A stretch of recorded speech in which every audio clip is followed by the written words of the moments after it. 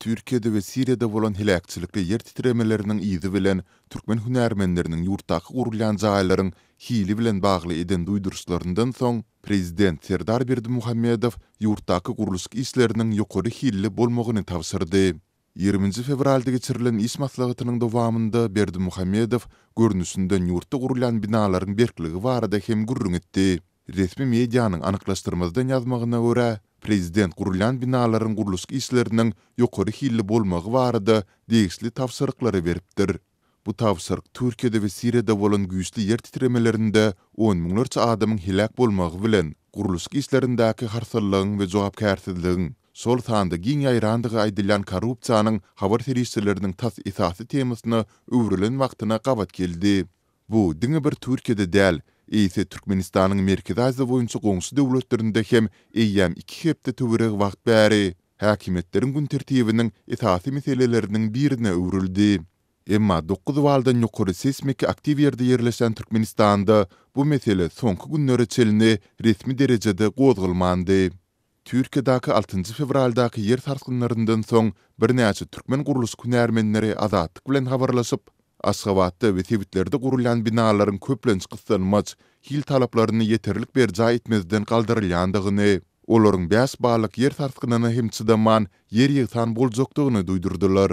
Azatlykda bu barada çykan maglumatlaryň izi bilen Berdimuhammedowlaryň ulusy, ýagny halk maslahatynyň başlygy Gurbanuly Berdimuhammedow ahalyň täze dolandyrys merkezi Arkadag şäherindäki guruluş işlerini seljerdi. Bellimeli ýeri mundan öň azatlygy maglumat beren türkmen arhitektorlarynyň biri hut bu şäher barada gurrun edip, onda galdyrılan binalaryň oýlansyksy planlaşdyrylanyny, ulanylýan guruluş teristleriniň hem hiliniň pesdigini belläpdi. 18 fevralda Tebitde tapar eden öňkü prezident Gurbanuly Berdimuhammedow guruluş işleriniň ýokary derejede alınıp barylmalydygyny tawsyrdy we bu meseleleriň degişli resmiýetleriň bir gözükçülüginde bolmalydygyny aýtdy. Türkmenistan Türk guruluş kampaniýalarynyň milliardlarça dollar durýan guruluş şertnamalaryny almagy bilen soňky 10 ýyllyklarda uly guruluş meýdanyna öwrildi.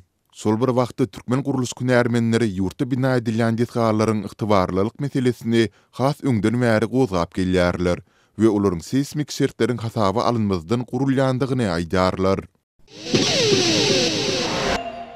Şu günler Mara vilayatynyň dürli sebitlerine Jemaat Hojalygy Müdürlüğiniň işgärleri köçeleriň ugruny arasaçylyk işleriniň depkinini güýçlendirýärler. Yerli ýaşaýjylar bu şäherleri halk maslahatynyň başlygy Gurbanuly Berdimuhammedowyň sebit amalaşmagyna garaşlyan sapary bilen ilteşdirýärler. Vilayatyň Jemaat Hojalygy Müdürlüğiniň işgärleri köçeleri sýryp süpürýärler. Baglaryň düýbüni ýumşatyp ýol gyralaryny gülekýärler, ýol kenarlaryna ýagyşdan soň üýşen suwlary aýrýarlar. Gurbanuly Hacı Mescidinde hem arasaçylyk işleri ýaýwanlandyrylýar.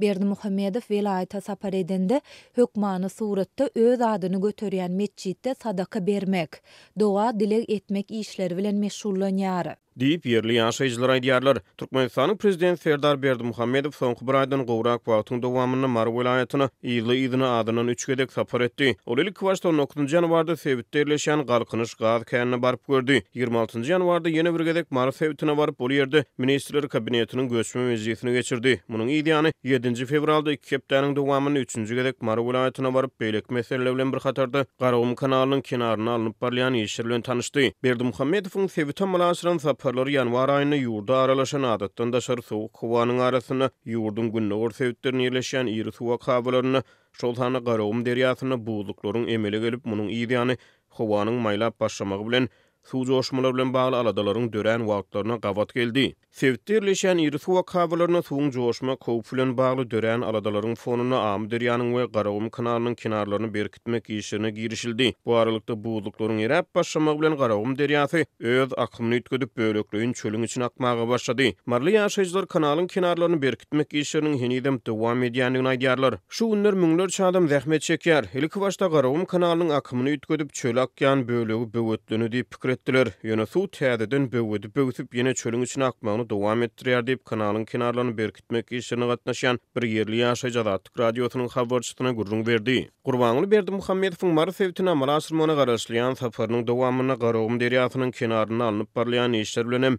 tanış bolmagyna garaşlýar diýip Azatlygyň çeşmeleri habar berýär. Türkmenistanyň prezidenti Serdar Berdimuhammedow 19 ýanwarda Mars sewtine eden saparynyň dowamyny Garagum derýasyna dik uçurda synady. Şonu prezident derýada buz gatdagynyň döränligini, şoňa görä de onuň kenarlaryny berkitmek işine jogapkärçilikli çemeleşmegiň zerurdygyny notady. Türkmen häkimetleri adatça ýurdun çägine olup geçýän adatdan daşary TV hadiseler barada habar bermeýär.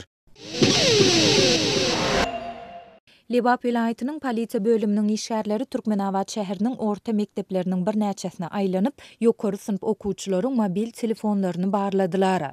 Bu barlyklar şäheriň polisiýa bölüminiň işgärleri tarapyndan 18 fevralda geçirildi. Sınıf otoglaryna duýdansız giren bu işgärler ýokary sınıf okuwçylarynyň mobil telefonlaryny ellerinden alyp, olaryň galereýa bölümindäki suratlary barladylar. Diýip Azatlyk radiosynyň Sebitdäki habarçysy 20 fevralda aýtdy. Bilim işgärleriniň, enatalaryň we okuwçylaryň bir näçesiniň anonimlik şertinde tasdiklamagyna görä, polisiýa işgärleri mobil telefonlarda okuwçylaryň kalyan, ýagny suw çilimini çekip düşen suratlaryny gözlediler. Ýokary sınıf okuwçylaryň ençemesi 14 fevralda şäheriň kafeleriniň birinde üýşüp kalyan çekipdirler. Olar kalyan çekip duran pursatlaryny surata düşürüp, onu sosial ulgamlarda paýlaşypdyrlar. Polisiýa işgärleri kalyanly surata düşen şol okuwçylaryň mobil telefonlaryny ellerinden aldylar diýip Türkmenabadly bilim işgäri aýtdy. Barlyklardan soňra okuwçylar we olaryň enatalary polisiýa bölümine çağıryldy.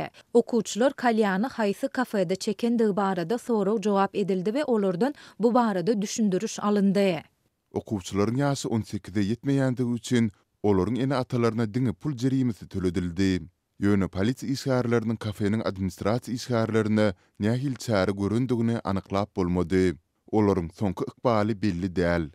Dip habarçy bellidi. Azatlyk bu ýagdaýlar barada Türkmenabadyň polisiýa müdirliginden goşmaça maglumat ýa kommentari almaga synanşdy.